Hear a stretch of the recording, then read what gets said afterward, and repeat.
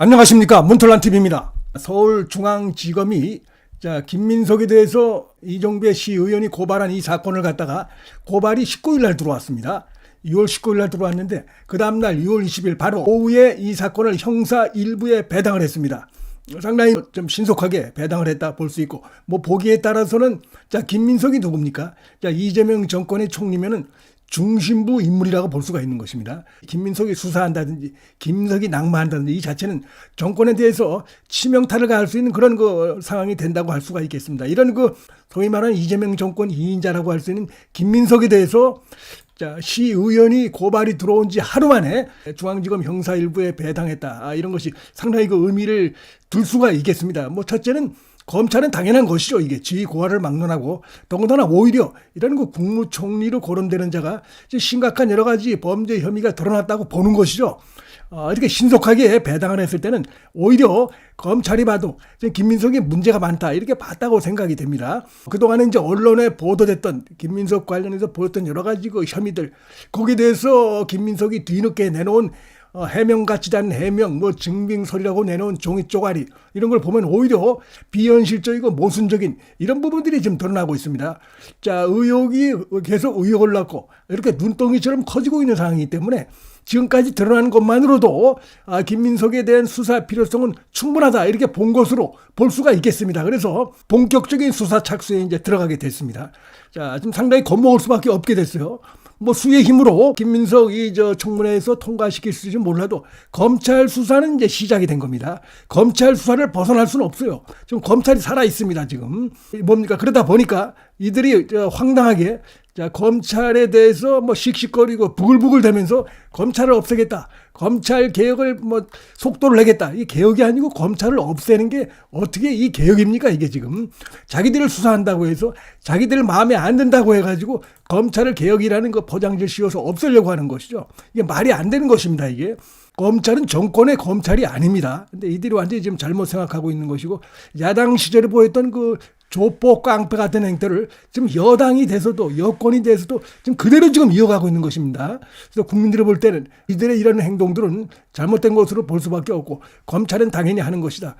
이정배 시의원이 이제 김민석에 대해서 고발한 혐의는 전부 3개죠. 일단은 뇌물수수, 정치자금법 위반, 그 다음에 소득세 탈루 3가지인데, 그동안 김민석의 해명이랍시고 내놓고, 처음에는 자신의 지인들에게 돈을 빌렸다고 하더니 그 부분에 대해서 해명이 영시원찮고 부정한 자금 청탁으로 드러나니까 또 뭐라고 얘기를 합니까? 출판 기념회, 경조사, 이런 식으로 해서 한마디로 장롱에 돈을 한 6억가량 쌓아놨었다. 결국 이런 식의 얘기가 되고 있어요. 그래서 이제 주준우 의원으로부터 예리하게 비판받았죠. 그렇다고 하면 결국은 뭡니까? 추가해서 공직자윤리법 위반이 6번이가 되는 것이죠. 그 다음에 선거를 그동안 20년, 그 다음에 24년 2번 치렀으니까 공직선거법 위반도 2차례가 되는 것입니다. 신고를 안 했기 때문에. 그래서 지금 총 혐의, 이제 드러난 것만 5개입니다. 지금, 김민석은. 그러니까 그런 걸 딱 보고, 검찰이 수사해야 되겠다. 상당히 심각하다. 혐의가 분명하다. 이렇게 보고 신속하게 하루 만에 형사 1부에 배당한 것이다. 이렇게 볼 수 있는데, 이렇게 해서 이들이 검찰에 대해서 보복하겠다. 이래가면서 없애겠다. 이런 얘기를 하고 있습니다. 이 검찰이 없어지면은 좋은 거는 뭡니까? 이 부패한 이 권력자들, 부패한 기업들, 이들만 좋은 것이지 국민들이 바라는 게 아닙니다. 국민들에겐 안 좋은 것이죠. 오히려 피해를 줄 수 있는 것입니다. 선량한 국민들에게. 이 검찰 자체를 갖다가 자기들의 하수기관으로 보는 것인데 대단히 잘못된 것이라고 생각이 되는데, 우리는 국민을 보고 가겠다. 지금 검찰은 그런 것 같습니다. 헌법과 국민을 보고 우리는 민주당의 이런 검찰 해체라고 하는 폐악질에 맞서서 우리는 전공법으로 가겠다. 서서 죽을지언정 살기 위해서 꼬리를 흔드는 푸르들 같은 그런 짓은 하지 않겠다. 이런 저는 결기를 보여주고 있는 이런 상황이 지금 나타나고 있다고 생각이 됩니다. 그래서 이건 올바른 방식이다, 올바른 대응이다 이렇게 생각이 됩니다. 지금 이제 심우정 검찰총장도 지금 몰아내기 위해서 지금 이들이 길을 쓰고 여러 가지 좌파 매체들하고 손을 잡고 황당한 이런 의혹들을 제기하고 있지만 꿈쩍도 하지 않고 있습니다. 그리고 이렇게 해서 김민석에 대해서 고발이 들어오자 하루 만에 어떻게 보면 기습적이라고도 볼 수도 있겠죠.